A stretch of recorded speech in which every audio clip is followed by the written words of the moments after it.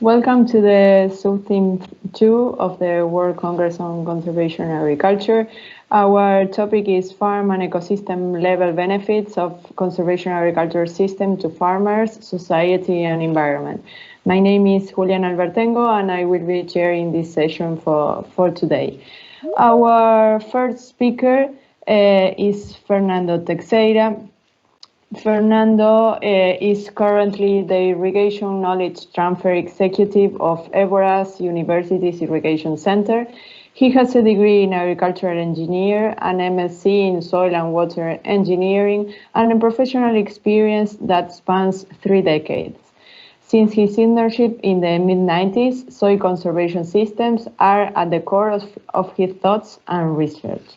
So, Fernando, the floor is yours.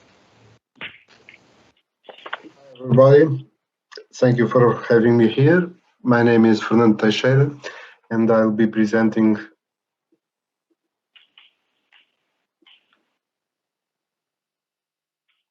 the results of an analysis performed on the data from a survey that took place in 2016 in the frame of Project Icecaper, Interactive Soil Quality Assessment in Europe and China for agricultural productivity and environmental resilience.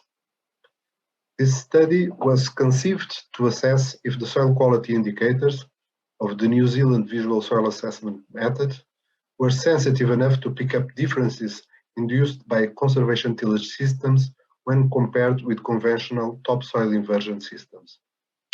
At each location where minimum tillage or no-till was practiced, a control field or plot sharing similar soils and farming features under conventional tillage was also recorded. No-till systems were recorded at 5 pedoclimatic zones, 4 in Europe and 1 in China, and minimum tillage systems at 7 pedoclimatic zones, 6 in Europe and 1 in China, totaling 12 no-till systems and 29 minimum tillage systems and respective controls. The visual soil quality indicators selected were soil structure and consistency, soil porosity, the presence of tillage pen, soil color, earthworm count, surface ponding, and susceptibility to wind and water erosion. Additionally, aggregate stability in water was assessed with a slate test.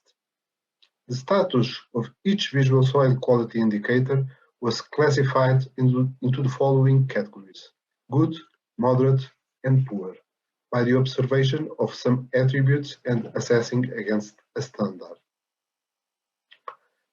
Additionally, basic soil properties were measured.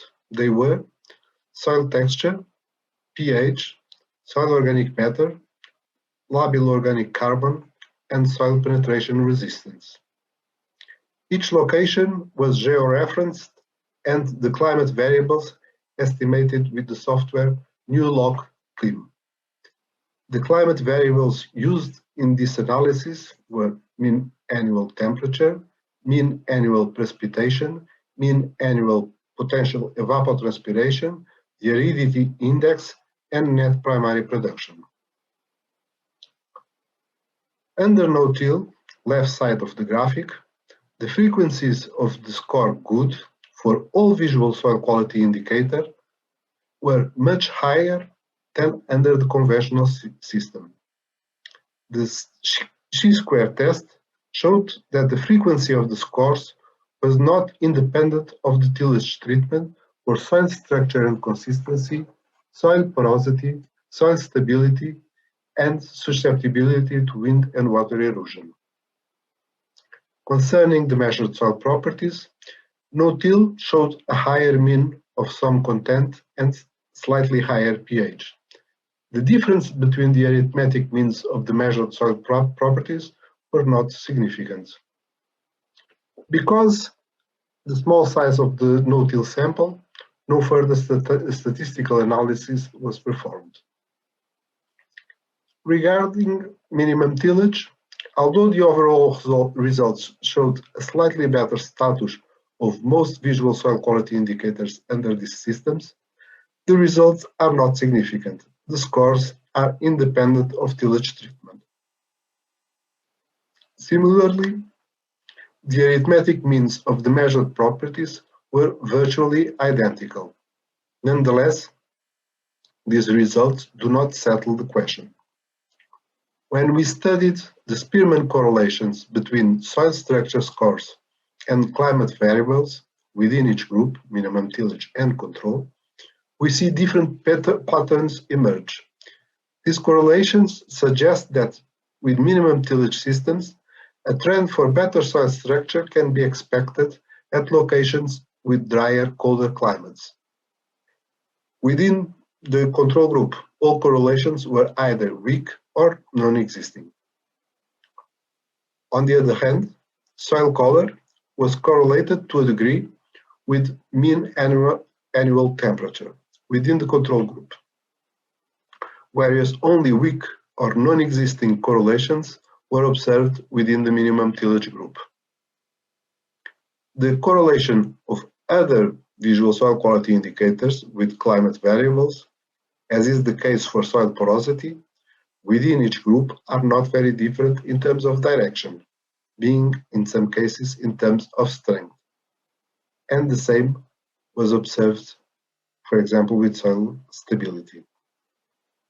Contrastingly, correlations of the scores of soil structure and soil properties within the minimum tillage group are all weak or non-existing, while within the control group, moderate correlations were found with clay, negative, and lock, positive. Given that soil structure is a measure of the magnitude of friability, these results are in accordance with what is well established for tillage systems with topsoil inversion. Higher clay content increases clod formation, while higher lock promotes microbial activity, improving aggregation. Different correlations between the scores of soil color and soil properties were also observed within each group.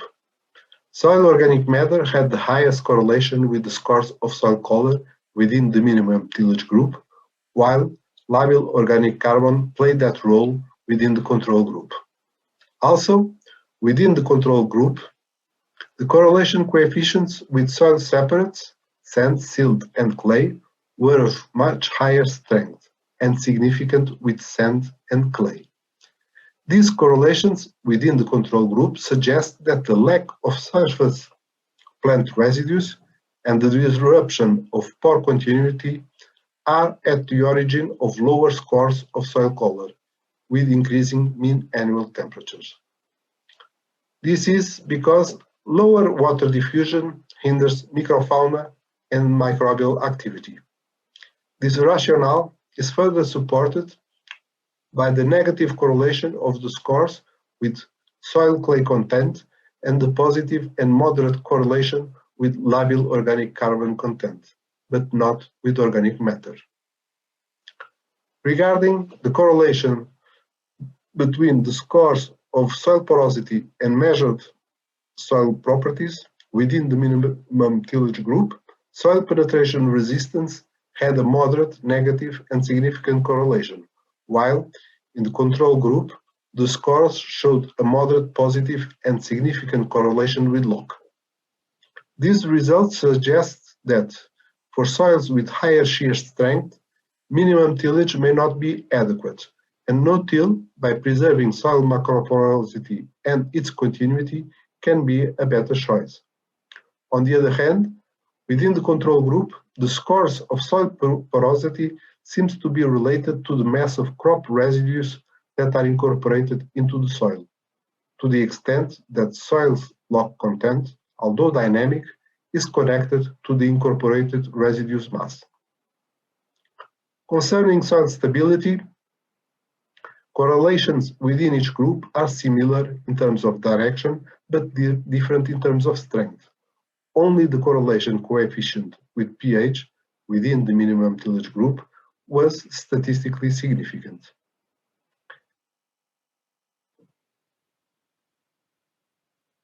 No-till, after a minimum number of years, showed better scores. A higher arithmetic mean of some content was observed, but not of labil organic carbon. This latter finding may be of significance. Regarding minimum tillage, scores and tillage systems seems to be independent.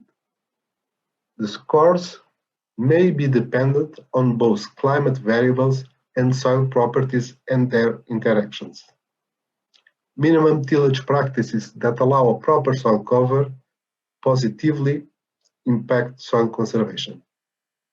Thank you. Hope you enjoyed.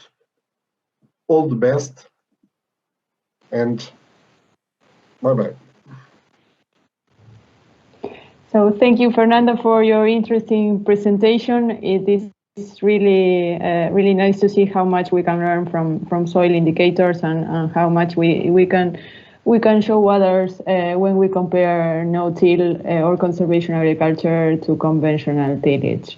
So we will move forward to our next presentation. Our next speaker is called Mxolisi Mtyobile. Sorry for the pronunciation. He is from the Department of Rural Development and Agrarian Reform in South Africa, and he will present as his work or his paper titled "Tillage and Crop Rotation Effects on Soil Carbon and Selected Soil Physical Properties in a Haplic Cambisol in Eastern Cape, South Africa." So the floor is yours. Greetings to all of you, ladies and gentlemen. The title for this presentation is Tillage and Crop Rotation Effects on Soil Carbon and Selected Soil Physical Properties in a Haplic Cambisol in Eastern Cape, South Africa. And this will be the presentation outline, as you can see. Introduction. Tillage and crop rotation are crucial factors influencing soil quality, crop production, and the sustainability of cropping practices. The mismanagement of these agricultural practices can result in an unsustainable agro-ecosystem. However, conservation agriculture provides an opportunity for farmers to manage tillage and crop rotation practices in a sustainable way, leading to the reduction or reversal of soil degradation. Conservation agriculture can also enhance soil organic carbon, resulting in a better soil health, improving the crop yields, and minimizing the production cost. Integration of the no-till with crop rotation might have valuable effects on the soil physical properties. Nonetheless, these effects have not been adequately quantified in the Eastern Cape agro-ecologies. Therefore, the study seeks to evaluate the effects of the tillage and crop rotation on the soil bulk density, porosity, and soil water content from an ongoing trial in the semi-arid environment of the Eastern Cape. The experimental site. The field trial was established in 2012-2013 at the University of Fort Hare Research Farm in the Eastern Cape. And the site is found on those GPS coordinates, as you can see, and it lies at an altitude of 508 meters above sea level. It is in a semi-arid area and receives an average rainfall of about 575 millimeters per annum. And the site has surface layer of the oak leaf soil form according to the South African Soil Classification Handbook. The field trial was laid in a split plot design. The main plots were no-till and conventional tillage. The subplots were for crop rotation. Subplots were allocated to residue management, that is residue removal and residue retention. The conventional tillage plots were cultivated to make a fine seedbed prior planting, whereas no-till plots were sprayed with glyphosate at a rate of 3 liters per hectare before planting. And this chemical was repeated again after 3 to 4 weeks to ensure effective weed control. In summer, a maize cultivar was planted, targeting a plant population of 25,000 plants per hectare. In winter, a wheat cultivar was planted at a seeding rate of 100 kgs per hectare. Again, in summer, a soybean cultivar was sown at a seeding rate of 100 kg per hectare. The fertilizer was based on soil nutrient requirements. The residue retention was implemented soon after harvesting. The soil sample for the soil bulk density were taken after harvesting the winter wheat. The total porosity of the soil was determined from the dry bulk densities values. The soil water content determination was done at the same time as mentioned above at soil depth of 0 to 10 centimeter. Soil samples for soil organic carbon were collected at the same time as for the bulk density from each plot at 3 soil sampling depth. The soil organic carbon was determined by dry combustion. Statistical analysis. A JMP statistical package version 13.1 was used for the analysis of variance. The treatment means were separated using Fisher's unprotectedly significance difference test at a 5% probability level. The regression analysis were performed to determine the relationship between the different physical parameters of the soil. Results, starting with the soil porosity. Tillage and crop rotation interaction had a significant effect on soil porosity. Crop rotation main effect were significant on soil porosity, whereby the maize with soybean treatment recorded the highest mean and differed significantly with other crop rotation treatment. The tillage main effect were not significant on soil porosity. On soil water content, tillage and crop rotation interaction were also significant on soil water content. Tillage main effect were significant on soil water content, whereby the no-till recorded higher mean and differed significantly to conventional tillage. The crop rotation, on the other hand, had no significant effect on soil water content. On soil organic carbon, the tillage had a significant effect on soil organic carbon at all soil sampling depth, whereby the no-till recorded higher soil organic carbon content and differed significantly to conventional tillage. The maize fallow maize recorded the least soil organic carbon content compared to other crop rotational treatment. On correlation, the soil water content had a strong correlation on porosity, meaning an increase in porosity resulted in an increase in soil water content. On discussion, the higher soil porosity with the maize with soybean treatment demonstrate the significance of the legume-based rotation in the soil health. The study results suggest the important role by crop rotation in improving the soil quality. The observed increase in soil porosity under the maize with soybean treatment could be attributed to the relatively greater effect of the maize with soybean treatment to increase the soil organic carbon. This could most likely be because soybean residues undergo decomposition and get converted to organic matter faster than non-leguminous crop residues. The significant increase in soil water content in the no-till treatment compared to the conventional tillage could be linked to the potential surface residue retention under the no-till to conserve the water than the latter.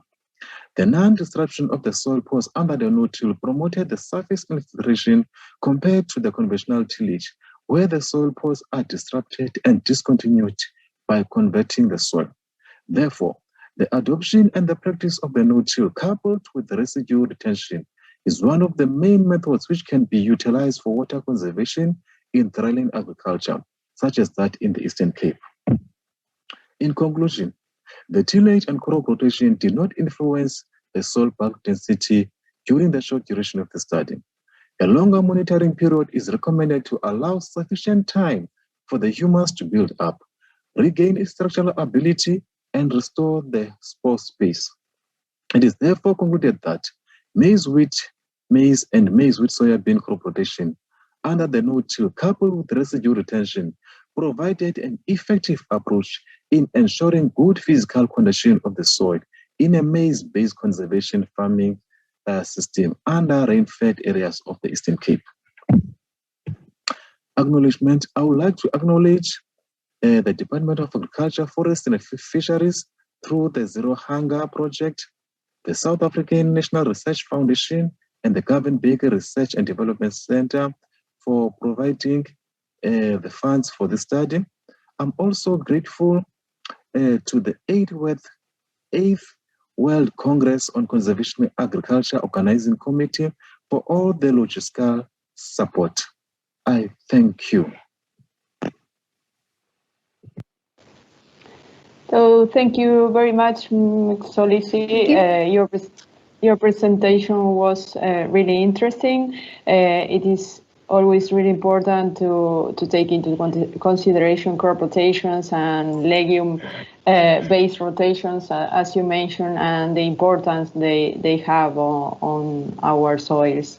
So moving forward again, we will leave the floor to Mina Devkota. Mina is an agronomist in Icarda. She's based in Morocco. She had a has a PhD in agronomy and in conservation agriculture from the University of Bonn in Germany. She has more than 15 years of research and development experience in soil, water, and agronomy with focus on conservation agriculture from different parts of the world, South and Central Asia and MENA region. She had published over 35 scientific articles and book chapters in high-impact journals. So, Mina, now the floor is yours. Yep. Hear me. Okay, thank you. Dear participants, dear organizing committee, good afternoon from Morocco. Today I will be discussing mostly about what is the current dominant production practices for in Mediterranean rainfed environments and its impact on the production. And it has a solution, as conservation agriculture, a solution to combat those challenges. And I will be highlighting some of the I will be highlighting that Icarda's innovation to combat those the challenges, and also I will be presenting some of the results highlights from the CA work, mostly from Morocco. Okay, this is the intensive soil tillage, overgrazing, and removal of the crop residues, and an open grazing system and dominant cereal monocropping system are the major practices of the Mediterranean rainfed dryland system, and those practices are challenging for leading higher soil erosion, mostly wind and water, which has a very high cost of soil erosion, declining soil quality, mostly for most of the area has less than 2% organic soil organic carbon, and it has increasing the pest and disease pressure. So overall, these challenges, it shows that this raises the question for sustaining the crop production in the region. So again, the region has fairly variable productivity and it has very variable rainfall, although it has is rainfall dependent. And this is the example from Morocco for wheat productivity from last 35 years. It shows that yield of wheat is highly variable, depends upon the amount of rainfall and distribution. Again, the reason Again, the reason is hotspot for climate change. An effect of climate change will be more than other reasons. And there is also the present and the future climate change scenario shows that there will be significant increase in temperature and so also the rainfall variability. All those challenges now demands all those challenges demands for the alternative climate resilience and resource conservation production practices. For example, the conservation agriculture practices, which has a several solutions, is several research highlighted. So there are a lot of scientific evidences verified that adoption of conservation agriculture can help to minimize those challenges and has a solution to overcome all the challenges. So no, I will be presenting that some of the highlights of what maybe some one slide has escaped, but I would like to highlight that the ICARA has been working on together with its partners, private, public, and government partners for finding the solution for conservation agriculture, mostly agronomic solutions like integrating different crop and livestock in the system, mechanization, and finding solution for packaging all the agronomic innovations to the region. So now I would like to highlight some of the results from the on CA, mostly from Morocco, and this is the result from the 1,901 farmers field data from 21 major wheat growing region from Morocco.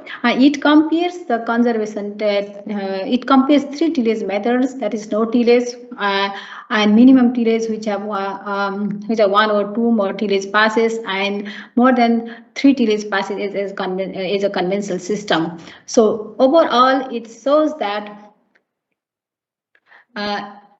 the conservation compared to other tillage system, conservation agriculture has high probability of getting grain yield, water use efficiency, and profitability, followed with the minimum tillage and conventional tillage. So overall, it shows that even under farmers' adoption, conservation agriculture helps to enhance yield, water use efficiency, and farm profit. Again, this is the result. This is the result from the multiple peer comparison of conservation agriculture and conventional system for 4 different crops. That is barley, lentil, chickpea, and wheat from 5 contrast growing seasons in Morocco, and the results showed that in wheat, 97% of the samples are higher yield for wheat. Similarly, for chickpea, 87% samples, and in lentil, 65% samples, and in barley, 57% samples has higher yield under CA than in CT. So all these indicate that there is a possibility of growing several crops under conservation agriculture with similar or even higher yield compared to the conventional system. Again, this is the. I would like to highlight that this is the one experiment has conducted to understand the tillage by genotype interaction under conservation and conventional agriculture system for major food crops, that is chickpea, lentil, barley, and wheat. And the experiment was conducted for 3 growing seasons, which has the contrast growing seasons, and we have evaluated 13 different genotypes of each crops under conventional and conservation agriculture practices with cereal and legume rotation. So the overall result indicated that for all crops, the major variation, even in some crops, it was up to 90%, and so it has in most of the crops, like more than 80% yield variation was due to seasonal rainfall, that is rainfall amount and distribution, and also related to temperature. and tillage and genotype interaction has very little importance. So all these results indicated that breeding focus on adaptability, considering drought tolerance, high yield with stability be more efficient than developing breeding programs for each type of tillage system for such type of rainfed Mediterranean environment. And the details of the experiment has been recently published that in experimental agriculture. So now I would like to highlight that this is the research conducted by Dr. Mravet et al. And his team, that assessment of conservation agriculture on grain yield of wheat under conventional and conservation tillage with a different rotation and different ecological environment which has diverse rainfall starting from 270 mm to 570 mm in different region of Morocco with a different soil type under different rotation management and CA and CT with various years of CA adoption. So overall, the result indicated that either equal or up to 30% higher yield advantage of adoption of CA on grain yield of wheat at different soil ecological region and years of adoption in rainfed drylands of Morocco. Again, this is the we are talking about. There is no doubt that conservation agriculture helps to improve soil quality and water use efficiency. And again, this is the study from Morocco, Dr. Mousadak et al. And his team, that with the adoption of conservation agriculture practices, the CA helps to reduce the water runoff by 4 times than CT. It definitely helps to increase the water efficiency, especially in this kind of water scarce region. And similarly, this is a study conducted in Morocco to understand the short-term effect of conservation agriculture on soil parameter and in vertical in Morocco. So it is showing that most of the soil parameters, even in short-term CA experiment, has improved under CA in vertical in Morocco. Similarly, this is the in-depth study conducted by Mousadak et al. And his team, while under different soil types, 4 different soil types in rainfed drylands of Morocco, that soil organic carbon storage has improved significantly both in surface and in subsurface in the subsurface soils under CA compared to the conventional system. So now we all know that there are challenges, and the only solution for this region is conservation agriculture as a future agriculture for this region. And also there are studies showing that there is a huge potentiality of conservation agriculture for that region. For example, this is the land suitability mapping conducted by Mousadak et al. And that showing that about 63% of the cereal-based system can easily be converted to conservation agriculture. And similarly, another study have found that more than 70% rainfed cereal area can easily be translated on CA, mostly in North Africa and other regions. So see, even with such kind, the potentiality, benefits, and its suitability, the adoption of conservation agriculture, mostly shown by Dr. Kassam in his presentation, that is in the region, the adoption of conservation is very low. Now the time is to focus and join hands for all the actors working on conservation agriculture in the region to scale up the scaling of the conservation agriculture practice in the region by raising awareness, raising campaigns, packaging and scaling up content-specific management practices, and market availability of scale-appropriate no-till seeder, better integration of crop and livestock system under conservation agriculture, and also the long-term incentive for farmers as well as the sector holders involved in conservation agriculture for sustaining the adoption. And also conservation agriculture is new, I will say a little bit complex for the new adopters, and there should be the flexibility to let farmers incrementally adopt one or more of the CA component rather than imposing at the same time,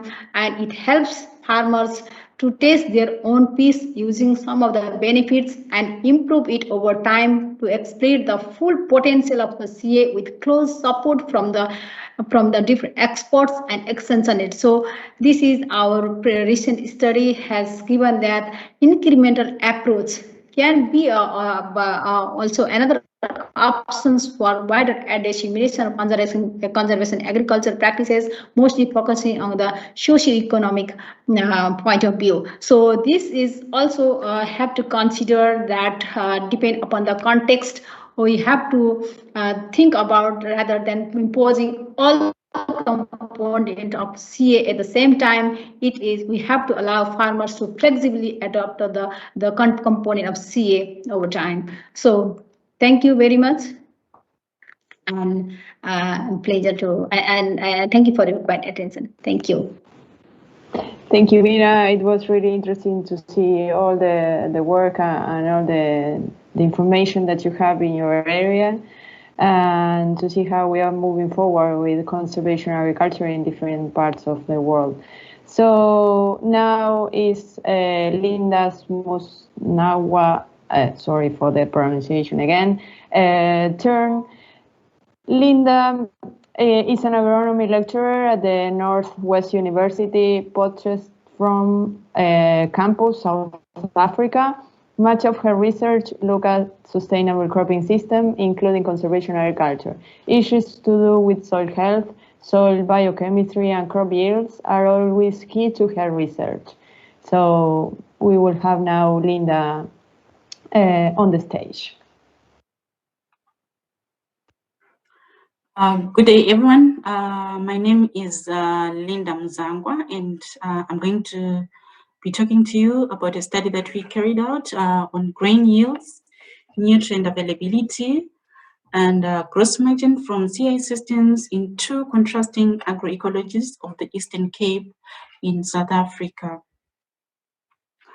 I'll just give you a brief overview of crop production in the Eastern Cape, which is dominated by the African smallholder farmers.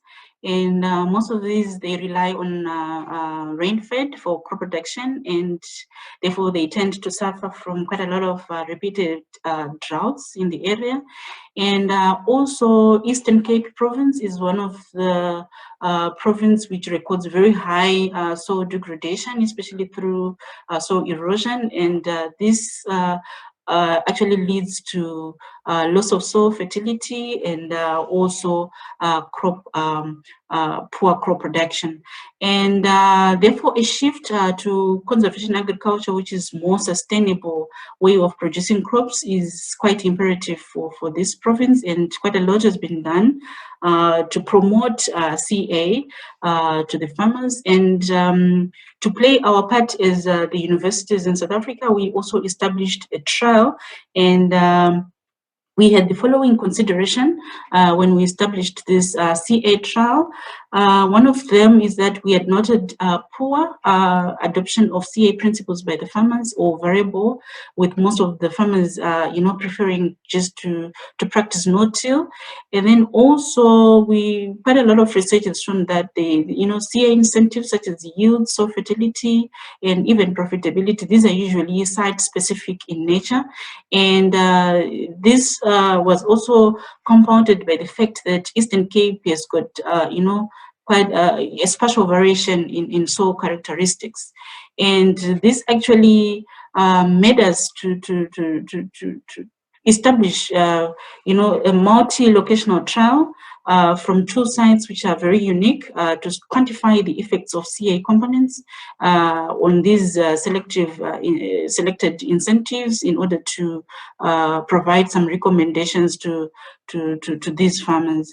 And actually this brings us to our objective of the study, which was to measure the effects of CA components on nutrient availability, crop yields, and profitability after a full crop rotational cycle comprising of 5 cropping seasons. So this is a bit of a fresh trial, in the early stages. So what is going to be reported is just for the first 3 years, which comprises of 5 cropping seasons, which are your summer, winter, and then summer.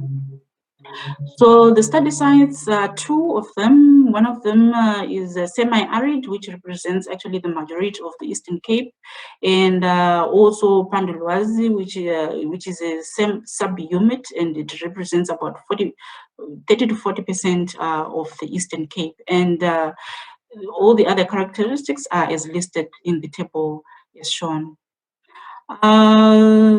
Background picture is one of the trial at Haplic Farm, and the design was a split plot where we had tillage in the main plot and 2 tillage levels, conventional tillage, which involves your moldboard plow and then the harrowing, and then also no-till, where we just used jab planters to plant. And we had 4 rotations, which are all maize-based, because most of the farmers, they plant mostly maize in summer because it's their staple crop, and we tried to introduce wheat in the winter. And also some of the rotations had fallow, and then some had soybean, which is mainly a high value crop for the Eastern Cape farmers. And also residue management, there were just 2 where we retained all the residues, and some plots we removed the residue to mimic some of the farmers who graze their residues to animals. For the measurements, we measured soil organic carbon, plant available NP, and also basis, crop biomass after every season, crop grain yield. And as for the analysis, we did analysis of variance using GMP, and also for profitability, we made use of marginal analysis, where we had to calculate the gross benefit and then subtract the total variable costs to get the net benefits. So profitability comparison was made based on the net benefits. Moving on to results, I'll start with biomass. As you can see, crop rotation was quite significant in influencing the biomass yield, and quite high biomass was observed, especially from crops with cereals like your maize, wheat, maize, or maize, wheat, soybean. So these cereal crops rotations actually had higher biomass compared to rotations where you had fallow. So cropping intensity had an influence on the biomass, and also Antra, which had higher soil fertility, the initial soil fertility had relatively higher biomass compared to the other rotation. And as for the biomass with the rotations, they followed the following trend: maize, wheat, maize, followed by maize, wheat, soybean, and then maize, fallow maize, and maize, fallow soybean. As for the soil organic carbon, we didn't get much difference, only a bit of residue management influence, as can be seen here. And obviously, where you had residue retained, you tend to have increased soil organic carbon. But this is a fresh experiment, so we hope we'll see better effects with time. As for nitrogen availability, there was crop rotation and residue influence, and as for the residue retention, nitrogen availability was higher where plots where residues was retained compared to where residues were removed. And we did an orthogonal contrast analysis, which showed a significant effect of legume-based rotations, such as your maize, fallow, soybean, and maize, wheat, soybean, in improving the mineral nitrogen compared to crop rotations without inclusion of legumes. Moving on to grain yield, maybe I just want to say that these trials were rain-fed. They relied on rainfall, so we didn't get much difference, with tillage, crop rotation, but only with residue management because of the moisture conservation that is brought by residue retention. So we had quite a lot of increased yield in residue retained plots compared to where we removed the residues. And these pictures seem to actually support that. As you can see, this maize is doing quite well, and there are residues in this maize. It's a little bit struggling, and there were no residues. Also, this is winter wheat. On the left side, we retained residues. On the right side, we had removed residues. As for the profitability, we noted that most of the profitable systems were those that had no-till. As you can see, the highlighted treatments were the highest actually when it comes to net benefits at both Pandulwazi and UFH, and you can see most of them actually from the main plot no-till. And this was largely because of the savings on tillage. So tillage is quite costly in South Africa. So the savings made these systems even more profitable. Probably with time, would see fertilizer replacements, and even get these systems may actually be more profitable.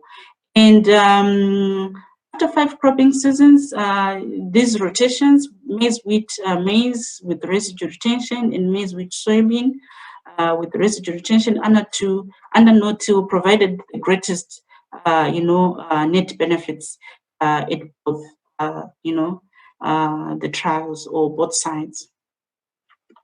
So in conclusion, I just want to give you a bit of the insights, what we learned from the study. So obviously, maize and maize with soybean can actually form part of the solution to increase biomass in CA systems for the rain-fed, crop production in the Eastern Cape.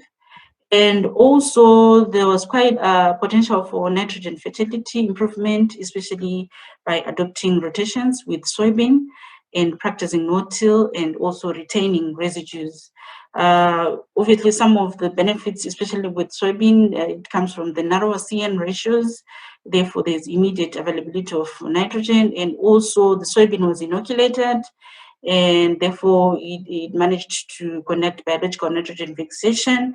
And also, higher grain yields, were experienced, especially those that follow soybean. And this was quite apparent in the winter wheat, which we didn't fertilize intentionally because we wanted to maintain these systems low input and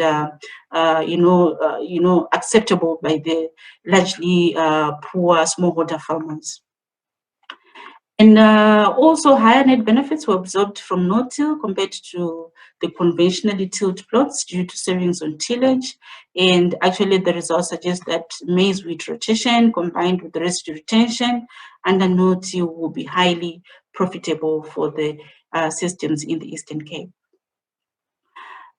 Before I go, I just want to give my acknowledgements to the following organizations for their part in conducting the study. And thank you very much. Thank you, Linda, for your presentation. Really interesting again to see all your work in your area. So I will encourage all the attendees or all the people that are listening and seeing us that they can make some questions through the link on the web page. I have some for you, so as to start with the discussion. The first one is for Linda. Linda, from Miguel Repulio. So do you recommend another legumes to increase soil nitrogen in your area? You are muted, Linda. Okay, thank you very much. Yeah, indeed. It's just that for this project, we only worked with soybean. But previously, we have done studies in the same area, and we have worked with grazing veg. It was quite good. It gave us very good results, and it was a very good cover crop for the the systems. So I would recommend veg as well, but I can't say the other legumes don't work because we have never tested them. But I'm sure if we, given the chance, we evaluate them, probably we can find more legumes that we can recommend for the farmers. But so far, I can say veg, it's very good, just given us good results, and also soybean as a crop, as a grain crop. Okay, perfect, Linda. Thank you for your answer. So then I have another one from Scott Day, our rapporteur here in this session. And it's for all the speakers in the session. So what limitations are there in current farm equipment in your regions to adopt conservation agriculture? Are there seeding systems currently available in your regions to make conservation agriculture possible? I don't know if or who wants to start.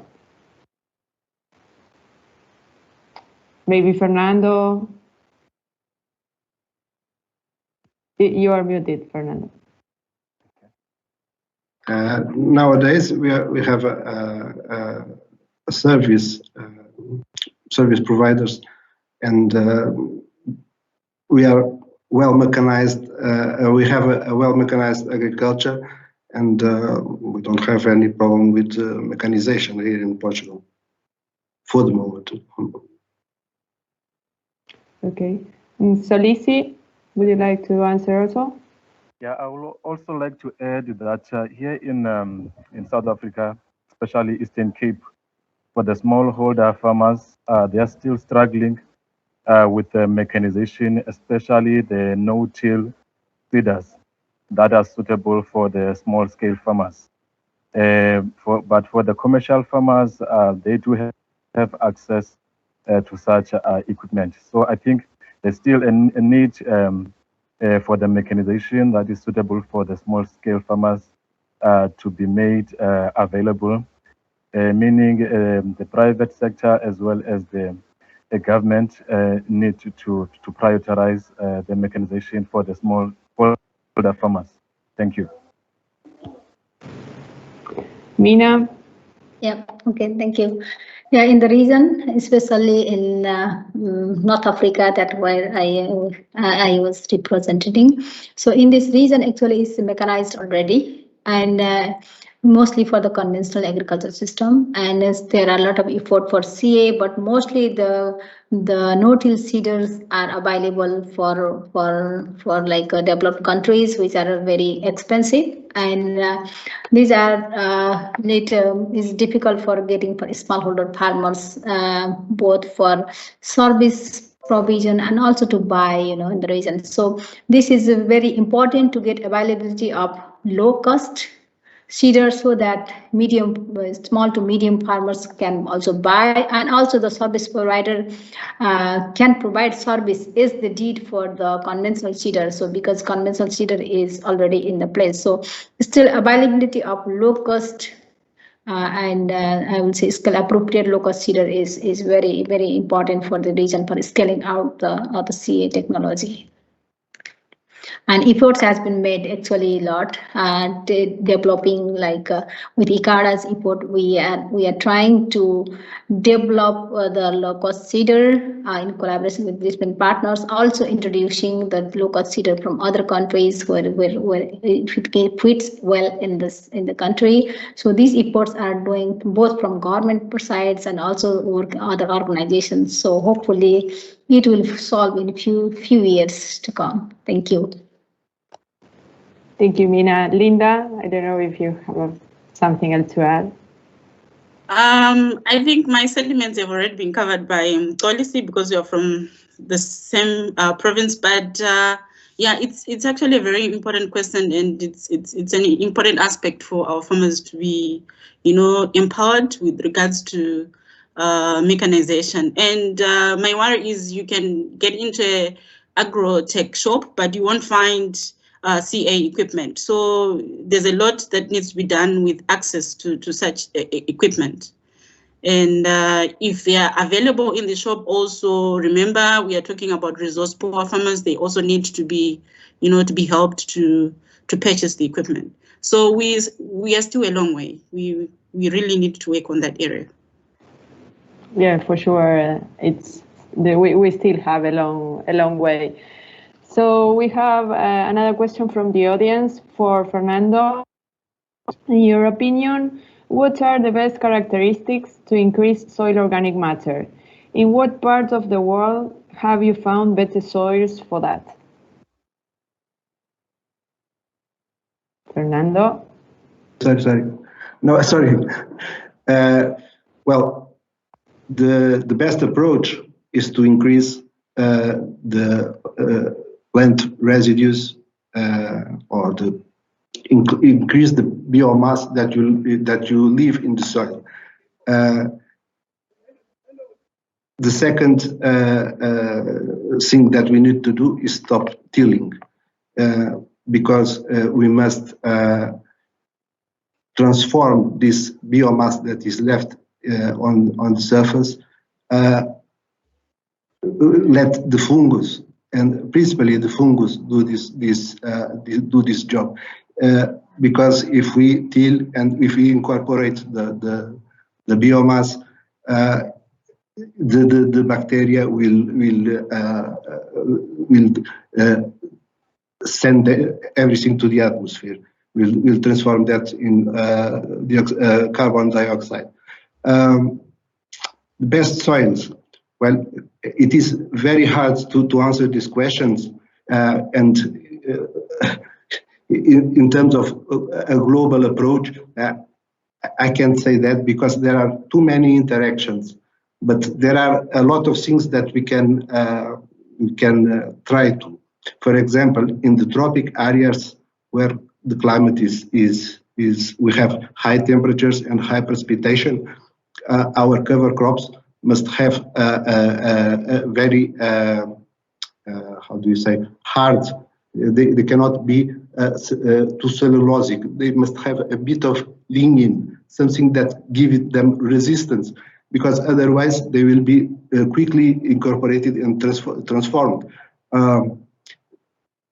There is no single answer to this.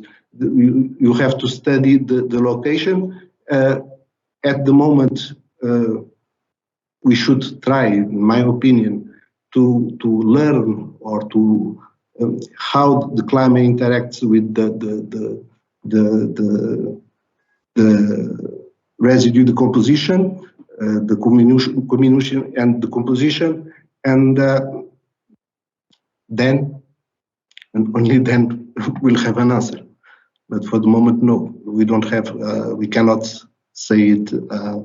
State this is the best soil or to increase organic matter or not. It depends on the quantity of biomass that you leave, and it depends on how this biomass will be degraded by the microorganisms and firstly consumed by the macrofauna and then degraded by the microorganisms. But surely stop tilling. Okay, thank you, Fernando. That was a very good answer for that question. We have some more minutes, so if there are more questions from the audience, please feel free to enter your questions through the link. In the meanwhile, we have another one from our rapporteur, Scott Day. So, has there been any noticed increase in crop disease or pests when conservation agriculture methods have been implemented in your regions? This is because, and I've also heard this concern or complaint in many parts of the world, that when you start doing conservation agriculture, you need to deal with more diseases or more pests in your field. So have you ever heard about this? Have you ever seen this or not? Maybe, I don't know who wants to start. Maybe Mxolisi, would you like to start?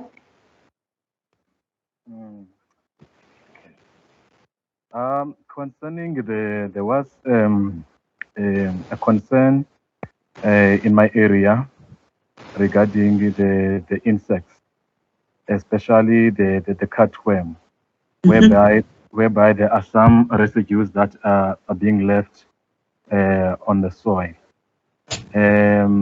Nonetheless, I haven't conducted a study whereby I'll have to look at the insect population, but it was just a mere consent from some farmers that have left some residues on the soil. Yeah. Yeah. Lindah, yeah, please go ahead.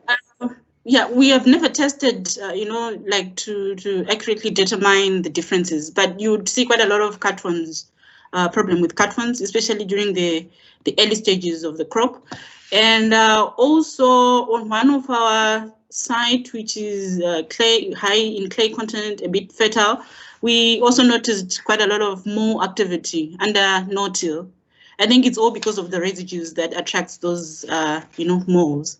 So those are the only two problems that we noticed, but I think it would be important just to do some measurements to check the differences and to see if we should be concerned or not.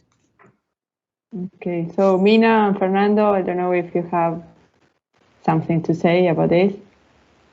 Yeah, in my case, in this region, that definitely if we practice the rotation, there is very less chance of disease infestation, especially if the even conservation, because this region has like 80% cereals. So if the cereal rotation, there is high chances of occurrence of disease. But because most of those diseases are born in residue and soil. But one thing I have noticed this year was like is also interesting for me that in CA plots, I have a problem with the ant this time. After seeding, ant was carrying bunches of seeds from they're putting together so it was this recent problem that I faced this year. So it was like really I mean yeah, and then I found very low germination in the beginning, so need to be this is something related to maybe residue and need to have a study in this aspect. This was really quite interesting. It make like a bunches of seeds in one places carrying all the seeds special. And there were some in conventional tilled field as well, but there were more under the conservation agriculture plots. So this is recently this year I have seen actually this problem. Otherwise, if we adopt the proper rotation, and definitely there will be less. There will be not because of the conservation agriculture. We have not found that a major disease infestation on CA. Thank you. Yeah, for sure. I mean, crop rotation is a key on this topic. Fernando, something else to add? Yes, I would like to ask Lindah and Mtyobile. Sorry. I would like to ask if they have any experience with termites, because leaving residues on the surface may be a problem to conserve the amount of surface residues with termites. Do you have this problem in your region or? Not at all.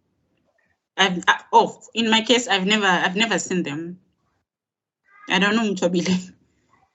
Yeah, I've noticed, but it's not a major problem, more especially on maize residues. That is the only problem that I've seen, but it's not that major. Only on maize residues. Yeah. Thank you. Okay, perfect. So I have another question, and it's related to a question that my chair yesterday asked me in another session I participated, and it's for everyone, obviously. Which are for you the main 2 or 3 challenges that farmers normally face when they need to start with conservation agriculture? I don't know, Linda, maybe would you like to start? Okay, in 2017, we did a survey in the Eastern Cape, and one of the major challenges was the competition of residues, for retention and for livestock feed. That's a very key challenge in the Eastern Cape because, there's that, fighting for residues to cover the soil and also for livestock. And that meant that their fields are not covered. So the only, biomass that they are left to rely on is only the roots. So it doesn't really help, especially when you have high soil degradation rates, is those ones that occur in the Eastern Cape. So I would say, that competition for residues, it's a key challenge for the smallholder farmers in the Eastern Cape. And another one, obviously, is because most of them, they are rain-fed farmers, and we receive something like 30% of our rain in winter for some of the areas in the Eastern Cape. So it means they cannot do any winter cropping, It's not possible for for most of the farmers without irrigation. Yeah, so that's another challenge that we noticed. Perfect. Mxolisi, I don't know if you would like to add something else since you are in the same province region. Yeah. In fact, I would like to concur with Dr. Muzangwa.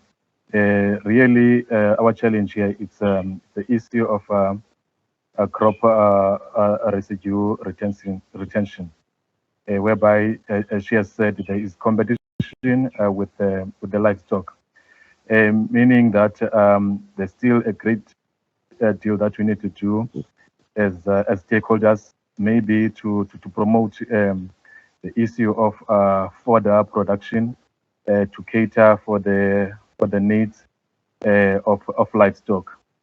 And I've seen some other options, like the use of agromat, which is still in the early stages, which is a technology which is not palatable to livestock. I think maybe that's another avenue that we can look at in trying to address this issue of livestock competition for crop residues. Okay, thank you. Thank you. Fernando, what would be what do you think are the main challenges, 2 or 3 main ones for farmers to start adopting CA? Nowadays, we have so much information out that I can't even start to think a reason why not. But at the early days, the first problem was disbelief. People, even with a demonstration field in front of their eyes, they would say, "You did something else," and a complete disbelief. But nowadays, the information is out there. Everybody have access to it, and it is more a question of tradition of.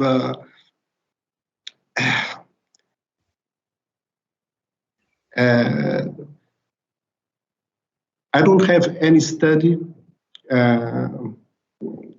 here for local farmers, but this is my view.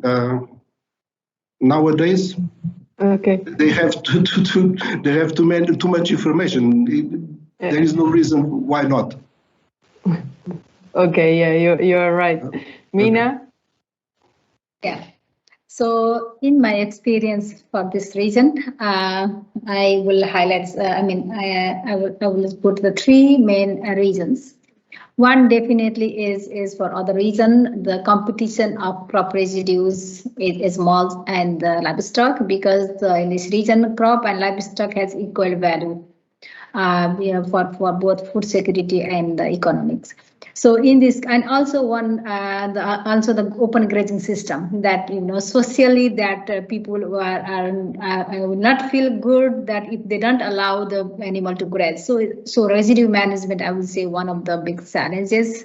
And another one is definitely the availability of the zero-till seeder, because this rainfed type of environment, seeding window is really narrow, because they have to see the within certain time they have to see to have a good establishment method. So there are very less availability of the no-till seeder, and farmers cannot wait that for this service. So this is another challenge. Those farmers who want to, so there are different kind of farmers. Those who wants to really adopt the CA, this is also another challenge.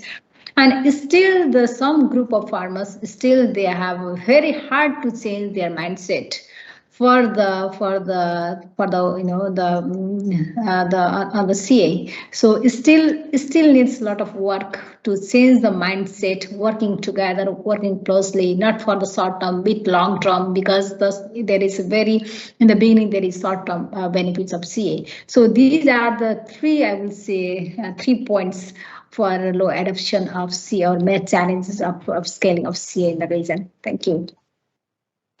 Thank you, Mina. That was also a very interesting answer. So we don't have more questions from the audience. I don't know if each one of you has any questions for the other one. If not, if there are no more questions, I need to announce that after this session, we will start with the closing session or closing ceremony at 5:10. So we still have time for a coffee break or just a coffee in the middle of the session and the closing ceremony. I would like to thank you, all of you, for being here. Your presentations have been great, and it was a pleasure for me to chair this session today. So thank you very much. Thank you, Juliana, for your Bye-bye. presentation. Bye-bye. Okay.